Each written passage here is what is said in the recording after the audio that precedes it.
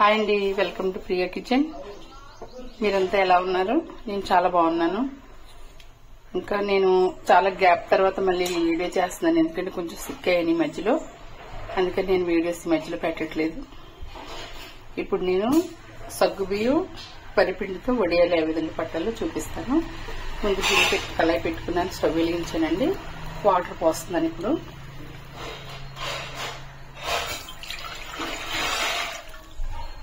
సగ్గుబియ్యం ఇది half glass నానబెట్టుకున్నానండి. ఇది ఒక గ్లాస్ పిండి అనమాట. టూ గ్లాసెస్ కూడా వేసుకోవచ్చు. వడియాలు పల్చగా కాకుండా కొంచెం చిక్కగా పెట్టుకోవాలన్నమాట.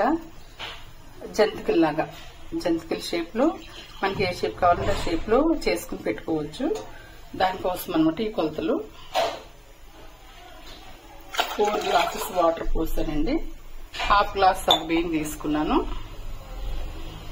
వాటర్ బాయిల్ అవుతుంది. ఇప్పుడు నానబెట్టి పెట్టుకున్న సగ్గుబియ్యం వేస్తున్నాను.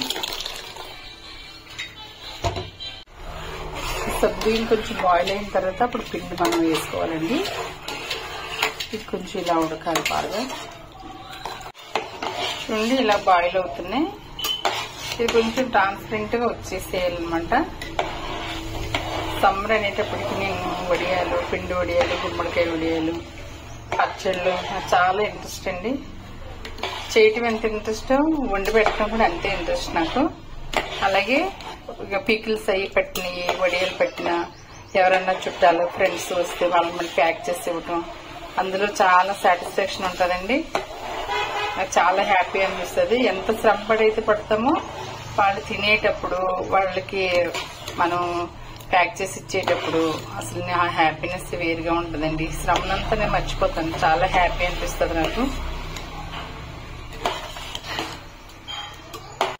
కొంచెం సాల్ట్ వేస్తానండి.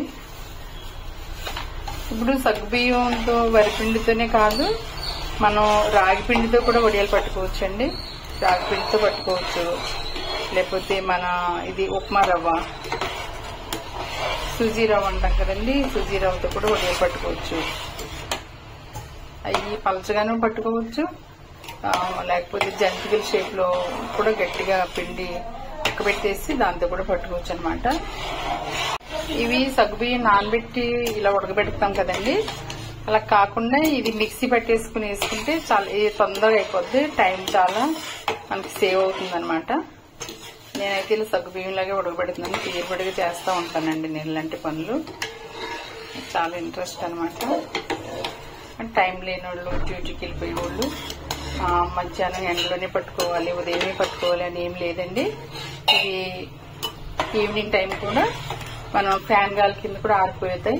అది ఎలా అంటే మనం గట్టిగా ఇది ఇప్పుడు నేను చేసే ఈ విధంగా చేస్తే నైట్ కూడా మనం ఫ్యాన్ గాలి కింద పెట్టుకుంటే ఉదయానికి ఆరిపోతాయి అనమాట. కొంచెం జీలకర్ర అండి, పచ్చిమిరపకాయ పేస్ట్ వేస్తున్నాను. కచ్చిపిచ్చగా దంచుకుని వేసుకోవచ్చు. ఇది మనం జంతికల్లో పడతాం కాబట్టి ఇది కొంచెం మెత్తగానే చేసుకోవాలి. ఇప్పుడు కొంచెం లో ఫ్లేమ్ లో పెట్టుకుని ఈ పిండి కలుపుకోవాలన్నమాట.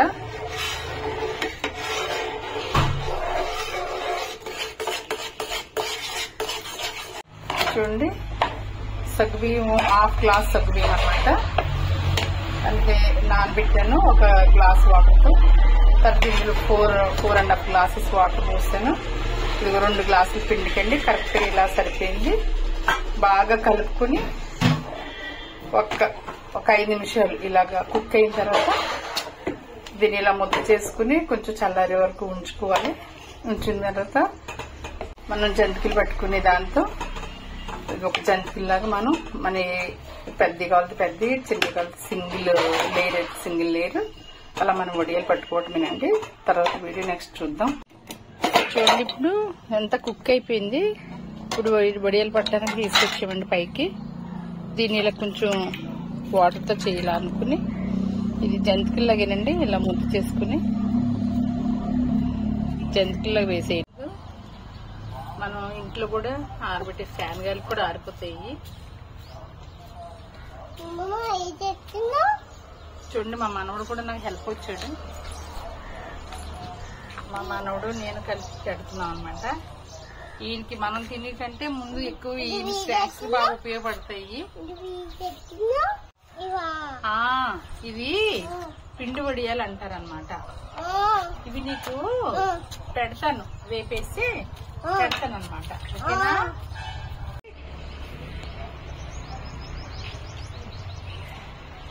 ఏం తింటావు? ఎప్పుడు తింటావు?